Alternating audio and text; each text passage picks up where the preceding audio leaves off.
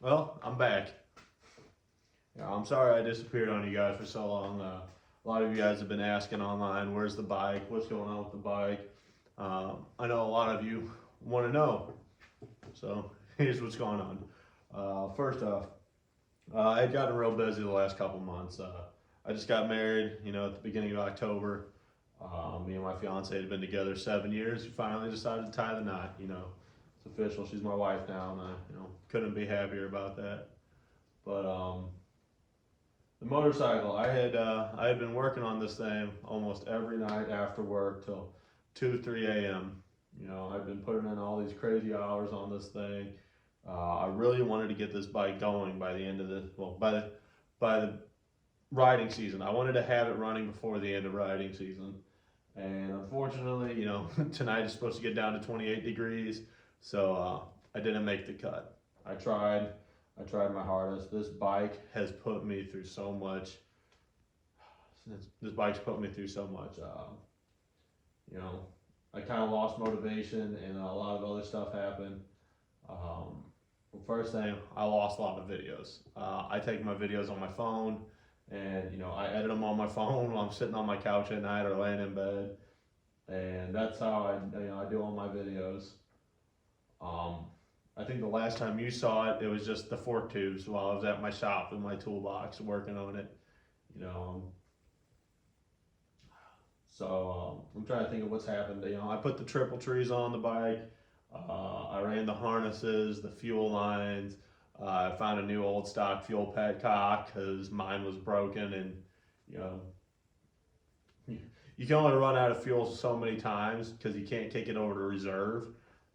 That you finally decide to fix something like that. Um, what else have I did? I got rid of the front covers that covered that framework by the triple tree because I really love the look of the exposed framework right there. There's these little covers that cover it up, and I took those off, and I had to do a whole bunch of work to the harness so you could see it. And if you want the pass through look like I got there, I don't know if you can tell. I'll go more in depth on another video. But you got to delete the front air box, and when you do that, you got to delete the rear air box, and then you got to reject your carbs and do all that because now you have real low restriction on the air side. On the intake side, you got a real no baffled pipes, so you have no restriction on the exhaust. So you got to jet it up so everything will work together. Um, I stretched the harness in a whole bunch of spots. I cut the harness down in a whole bunch of spots because I'm retaining the factory air box, and I'm actually using it as a wire box or whatever you want to call it. I'm stuffing my whole harness and the CDI box. I think that's what it's called. I can't think of the name right now off the top of my head. Stuffing all that into the bike. So in the end, there's going to be very little harness exposed on this bike. I really like the look of it. It's clean, basic looking, but I still got a lot of, creature comforts. I'm keeping the turn signals and all that stuff. But I had done all that, and then the bike started giving me issues. It was barely wanting, the starter burned up on me. So I bought a new starter. And then I got it to start cranking again, and then it stopped. It just wouldn't crank at all. So then I found out, as well as the starter going bad, the brand new battery I bought like 3, 4 months before all this had died on me. So I went and bought a new battery.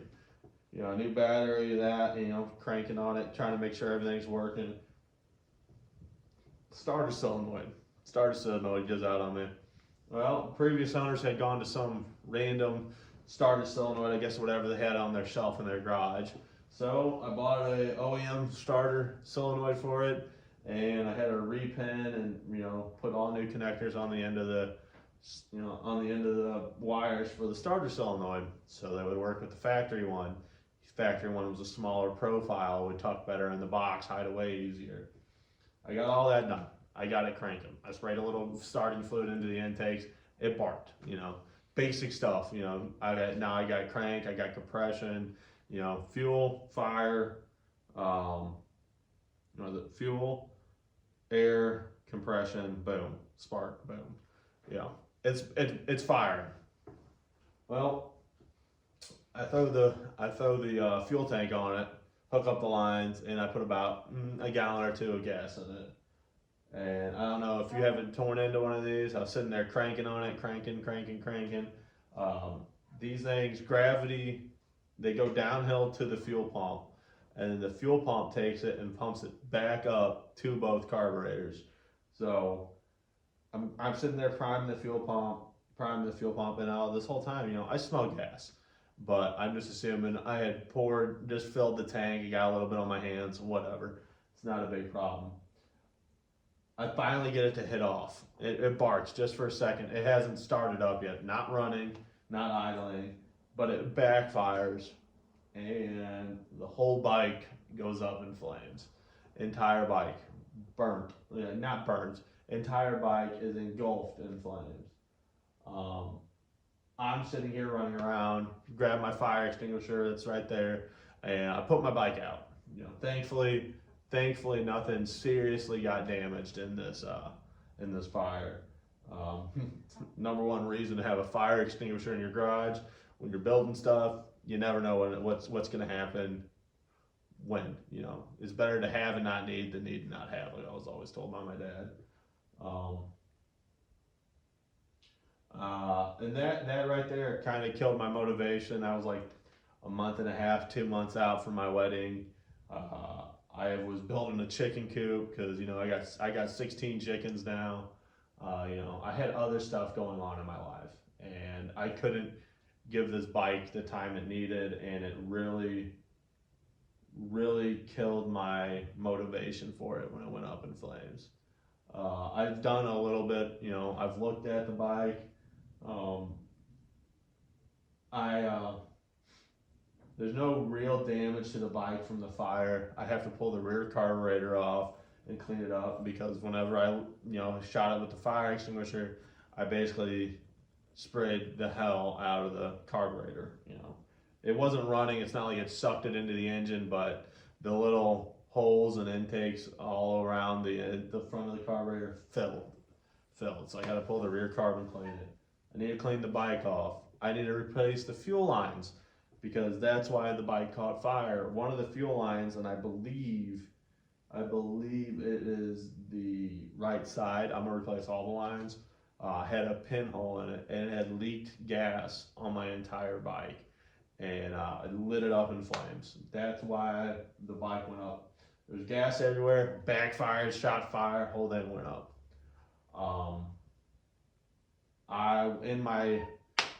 In me freaking out because my motorcycle's on fire.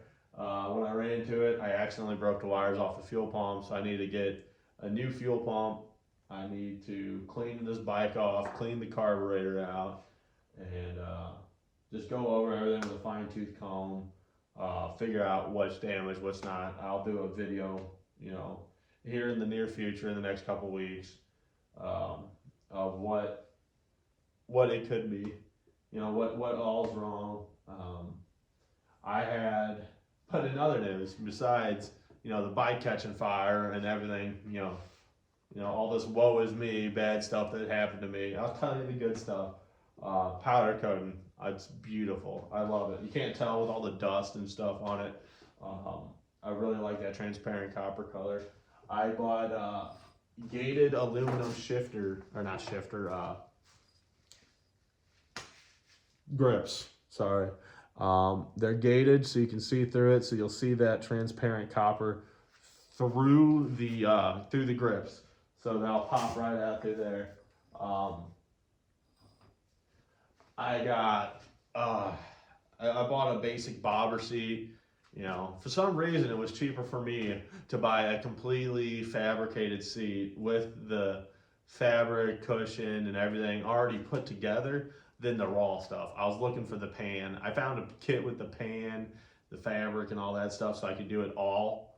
Well, it ended up being cheaper to buy some cheap Amazon one, and so I cut the fabric off of it and redid it so it'd work on this bike.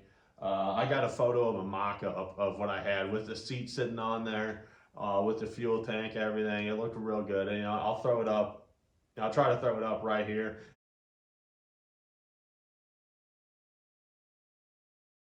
If not, I'll put it at the end of the video.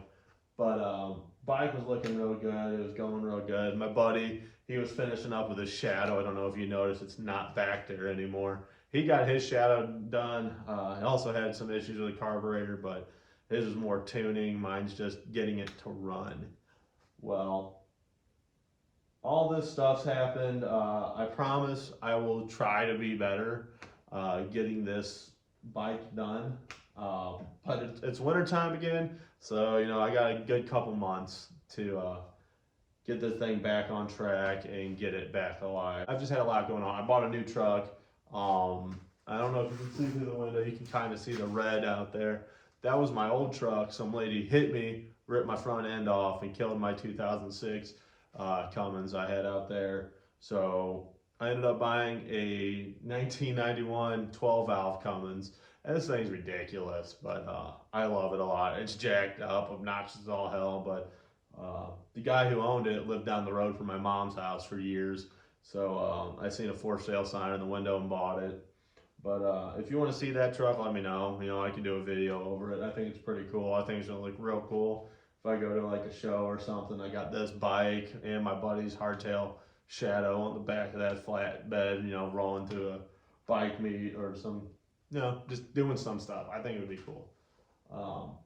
If you got any questions over anything that you can see or any questions in general about this bike, just leave a comment, man. I'll try to answer everything I can if I know it. If not, I'll see what I can figure out. I know there's not a lot of literature on these bikes, and you know, a lot of the stuff I've learned on this is like trial by fire. I'm just getting into it and trying to figure it out on my own. But yeah, unfortunately, this is where it sits as of right now. But hopefully by the end of this winter, I'll have this thing alive, and first time it's riding season, I will be out on this bike. I'll make a video. I'll put my GoPro somewhere up on the triple tree. I got one of those. Don't know how to use it yet, but I got one. I'll put the GoPro up on the triple somewhere, and we'll go for a ride. You know, show you what this bike's really made of. You know, she's old. She's a 4-speed, but you know, 1400. She gets down pretty good for how old she is. But yeah, I mean, thanks for watching, guys. Thanks for being patient. And like I said, I'm sorry I went, you know, AWOL for a while there. You guys, you know, I appreciate all you guys commenting, asking what's going on with the bike. So hopefully this answers some questions. This isn't going to be the prettiest video. I'm not doing any fancy editing to this one. You know, this is just my explanation of what happened. Thank you.